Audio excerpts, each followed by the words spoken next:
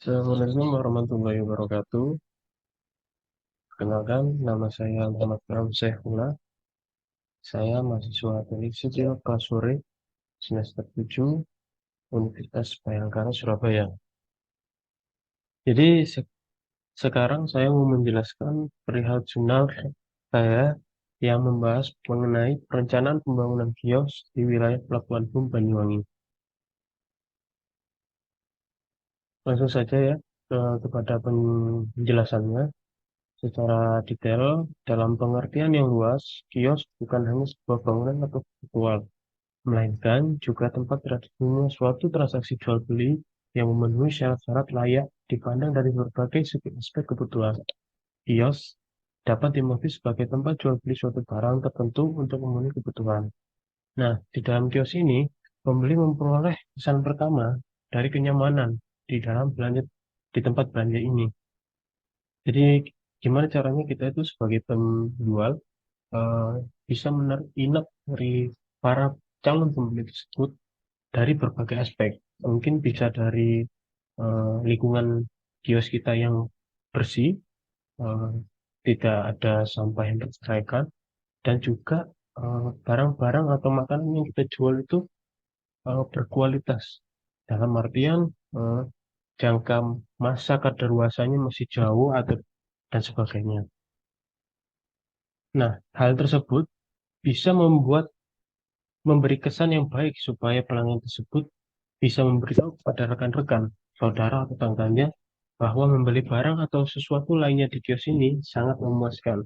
Nah, itu yang salah satu tujuan kenapa kita harus semaksimal mungkin dalam eh, memberikan pelayanan yang baik dan memuaskan kepada para pembeli. Jadi, supaya orang yang sudah membeli barang atau makanan yang ada di tempat kita itu tidak kapok balik lagi ke tempat kita gitu. Nah, di sini juga ada peraturan yang melingkupi eh, tentang perjualbelian perbelanjaan dan toko swalayan, yaitu salah satunya Peraturan Menteri Perdagangan Republik Indonesia Nomor 23 Tahun 2021 tentang pedoman pengembangan, penataan, dan pembinaan pusat perbelanjaan dan toko swalayan. Pasal 1 dalam peraturan menteri ini yang dimaksud dengan pelaku usaha adalah orang perseorangan atau badan usaha yang melakukan usaha dan atau kegiatan pada bidang tertentu. Jadi sifatnya individu. Kemudian toko. Toko adalah bangunan gedung dengan fungsi usaha yang digunakan untuk menjual barang dan terdiri dari hanya satu penjual. Jadi toko itu lebih ke milik pribadi dan itu biasanya bisa eh, diadakan atau direncanakan di halaman rumah yang sekiranya agak luas. Di teras itu bisa dibangun toko untuk tempat sebagai kita membuka toko jual beli barang. Entah itu kebutuhan sehari-hari, em, seperti obat-obatan, seperti mungkin bisa sampai untuk melijo mungkin sayur-sayuran dan sebagainya. Kemudian toko swalayan. Toko dengan sistem pelayanan mandiri menjual berbagai jenis barang secara eceran yang berbentuk minimarket, supermarket, department store, hypermart, atau grosir yang berbentuk perkulaan. Jadi semacam pasar tradisional, tapi di sini suasananya, terus kondisinya, dan makanan-makanannya pun yang disediakan itu dengan kualitas terbaik. Jadi bukan sembarang langsung disimpan di situ, kemudian membiarkan para calon-calon pembeli untuk memilih barang tersebut yang belum tentu kualitasnya baik. Kita langsung saja ke selanjutnya ya, mengenai persiapan. Jadi di sini kita membahas soal kios. Bagaimana sih desain kios General International Interial dan apa sih kriteria desain kios yang cocok untuk dibangun di wilayah pelabuhan. Jadi berikut adalah beberapa paparannya. Persiapan yang dilakukan. Tentunya sebelumnya kita untuk melakukan pembangunan pasti kita juga melakukan survei ya ke lapangan. Nah, kenapa kita harus survei biar kita tahu bagaimana kondisi sekitar lahan yang akan dibangun seperti sekitar sekitar kiri kanan kios yang akan dibangun terdapat bangunan lain atau lahan kosong supaya kita dapat mengira-kira bagaimana bangunan yang bisa kita desain supaya waktu pembangunan mendapatkan hasil yang maksimal. Kemudian jelas akan melakukan pengukuran lahan supaya bisa mendapatkan data-data yang optimal dan akurat. Kita wajib untuk datang ke lapangan eh, supaya para arsitek nanti yang atau pembuat denah kios di pelabuhan ini bisa tahu berapa lahan yang ada di pelabuhan yang di yang bisa untuk dibangun untuk kios. Kemudian langsung saja ya.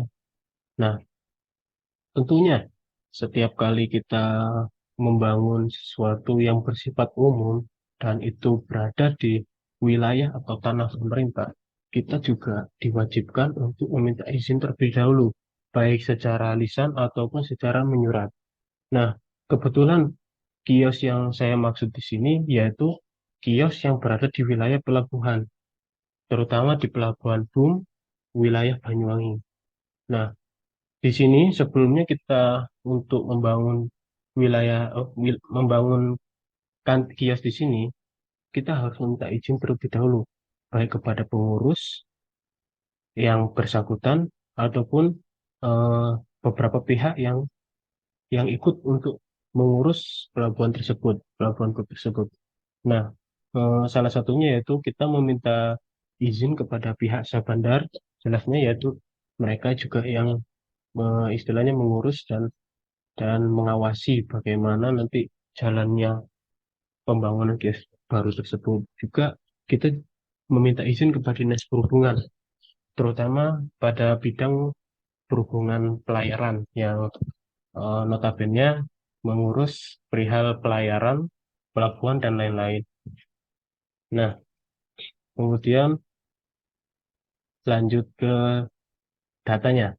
Nah, data dalam hal ini kita merencanakan pembangunan kios dengan konsep general interior dengan ukuran lahan kios 24 meter kali 8,4 meter, terdiri dari 4 sekat kios dan satu lantai dengan ukuran masing-masing 6 meter kali 8,4 meter. Jadi di sini nanti ada 4 sekat kios yang dibuat di daerah Pelabuhan Bum ini karena kenapa dibikin 4 supaya nanti bisa diisi dengan berbagai macam eh,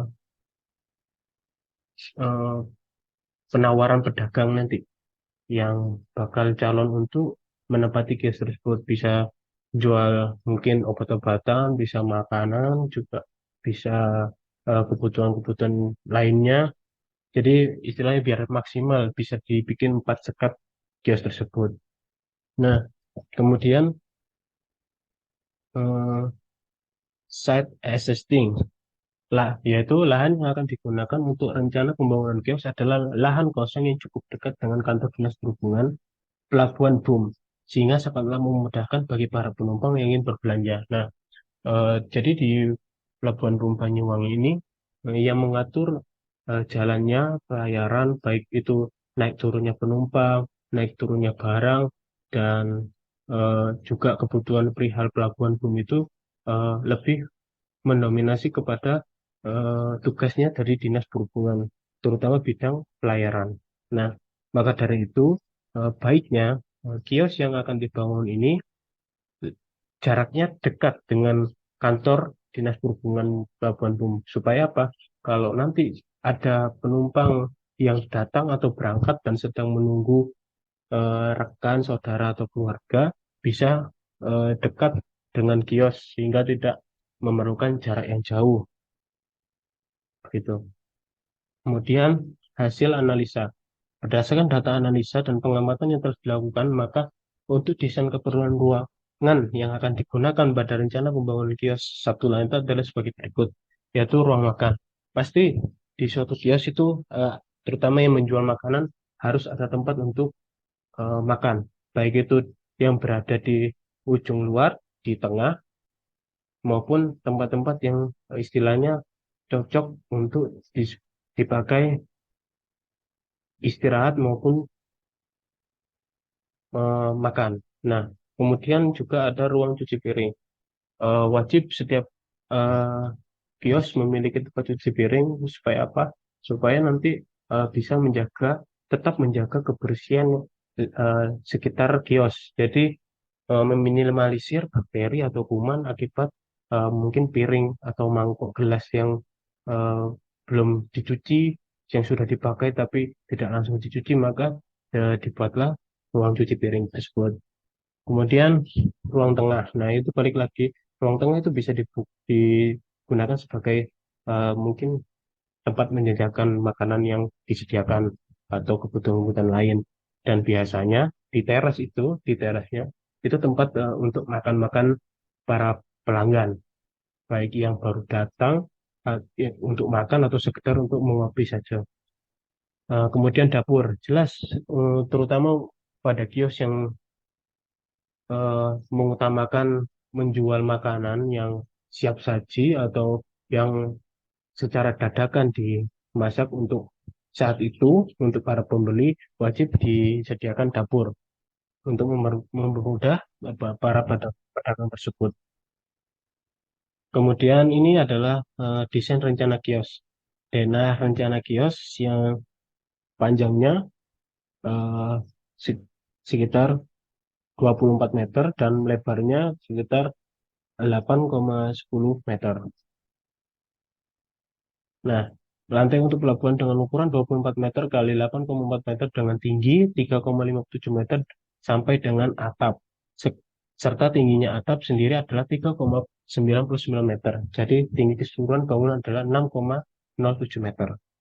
Ini adalah tampak rencana kios, tampak depannya ya, tampak depannya. Nah, bisa terlihat di sini tingginya 6,7 dan lebarnya 24 meter.